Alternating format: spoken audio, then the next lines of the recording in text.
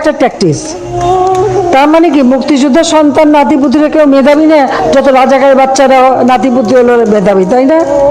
কিন্তু এটা ভুলে গেলে চলবে। 10 জনের সামনে কথা বলতেছি, কিভাবে কথা বলতে হবে এই কথা বলার ভাষাটুকুই যদি আমি না জানি, ওই 10 জনের সামনে কথা বলার কোনো যোগ্যতাই আমার নাই। 1971 সালের পর থেকে যারা জন্মগ্রহণ করছে, যুদ্ধতে অংশগ্রহণ করতে পারে নাই, তারা সবাই রাজাকার। আমি, আপনি, আপনার বাবা, আমার দাদার নামও যেহেতু মুক্তিযোদ্ধার কোঠায় নাই, তাহলে আমার দাদা সহ আমরা সবাই রাজাকার। এক কথায় বলতে গেলে বর্তমান দেশে 16,98,00,000 নাগরিকদের মধ্যে 2,31,000 মানুষ মুক্তিযোদ্ধা, এদের পরিবার বাদে আমরা সবাই রাজাকার। যেই রাজাকারের নাম শুনলে একটা সময় আপনার চোখে ঘৃণা চলে আসতো, এখন একবার ভেবে দেখুন সেই রাজাকারের ট্যাগই আপনার ঘাড়ে চলে আসতেছে। সেই ট্যাগ আপনার ঘাড়ে দিতে এক বৃন্দিও দ্বিধাবোধ করতেছে না, কারণ তার পদে উঠতে আপনার কোনো প্রয়োজন হয় না। বিকজ যেই দেশে ভোট ছাড়া ক্ষমতা পাওয়া যায়, সেই দেশে আবার কিছু বলতে ভাবতে হয় নাকি? আজকের ভিডিওতে একটা কথা বলে যাই, মাথায় রাখে, কথা যত বেখেলে হবে পতন তত দ্রুত হবে ইনশাআল্লাহ। পার্সোনালি আমি কোনো রাজনৈতিক সম্পর্কের সাথে সম্পৃক্ত নয়, কিন্তু একজন সাধারণ নাগরিক হিসাবে এই কথার বিরুদ্ধে তীব্র নিন্দা ও প্রতিবাদ জানানোর প্রয়োজন আমি মনে করি। রিসেন্ট 8-9 দিনই হয়ে গেল কোঠা এবং মেধা নিয়ে একটা আন্দোলন চলতেছে। হ্যাঁ, এই কথা সত্য যে কোঠা এবং মেধা দুইটা এক জিনিস নয়, কিন্তু আমার কথা হচ্ছে মুক্তিযোদ্ধাদের নাতি নাতনি থেকে শুরু করে ছেলে মেয়েগুলো যদি এতই মেধাবী হয়, তাহলে তাদের চাকরির জন্য কোঠার কিসের প্রয়োজন? প্রশ্ন থেকেই যায়। সাধারণ মানুষগুলো যদি রাজাকার হয়, এই সাধারণ মানুষের ট্যাক্স ভ্যাট দিয়ে আপনি দেশ চালাচ্ছেন, তার মানে আপনি বড় রাজাকার। বাংলাদেশ পরিসংখ্যান BBS এর হিসাবে শিক্ষিত বেকার আছেন 23,50,000 জন, অর্থাৎ বাংলাদেশে মোট বেকারের সংখ্যা 12% উচ্চ শিক্ষিত। এখন আমাদের মাননীয় প্রধানমন্ত্রীর কথা হিসেবে এই 12% উচ্চ শিক্ষিত বেকার নাগরিকই মেধাহীন। আফসোস 2022 সালে আমি সেনাবাহিনীর মাঠে অ্যাপ্লাই করেছিলাম এবং আমি বগুড়া ক্যান্টনমেন্ট মাঠে দাঁড়াতে গিয়ে দেখি অলরেডি 3 জন সিলেক্টেড হয়ে আছে। এখন আমার প্রশ্ন হলো, আমরা এতগুলো স্টুডেন্ট মাঠে দাঁড়াতে গিয়েছিলাম, আমাদেরকে দেখার আগে আমাদের মেধা সম্পর্কে তারা বুঝে গেছে, রাইট? যদি আমাদের না দেখে আমাদের মেধা সম্পর্কে নাই বুঝতো, তাহলে তো অলরেডি আগে থেকে 3 জনকে সিলেক্ট করে রাখতো। যে দেশে কোঠা ছাড়া চাকরি হয় না, দেশের নাগরিকদের রাজাকার বলে সম্বোধন করা হয়, একজন সাধারণ নাগরিক হিসেবে প্রধানমন্ত্রীকেই ভয়কট করতেছি। রাজাকার প্রধানমন্ত্রী, তার গদি থেকে তাকে নামিয়ে দেওয়া হোক, নয়তো কোনো আইন আমরা মানি না। আপনি একজন সাধারণ মানুষ হিসেবে আপনি নিজের থেকে ভেবে দেখেন দেশের কতটুকু আইন সুষ্ঠুভাবে পর্যবেক্ষণ হচ্ছে। একজন সাধারণ নাগরিক হিসেবে আপনার দায়িত্ব এগুলোর বিরুদ্ধে প্রতিবাদ করা। এখন আপনার প্রশ্ন থাকতেই পারে, এগুলোর বিরুদ্ধে এইভাবে প্রতিবাদ করে কিছুই হবে না। দেখেন, আপনি ঘরে চুরি করে বসে থেকেও কিছুই হবে না যতক্ষণ না আপনি এগুলোর বিরুদ্ধে রাজপথে নামবেন।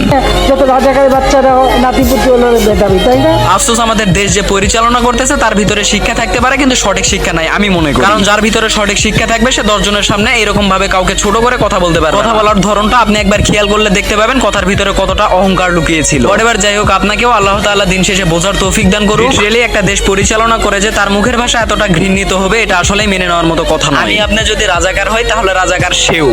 ধন্যবাদ।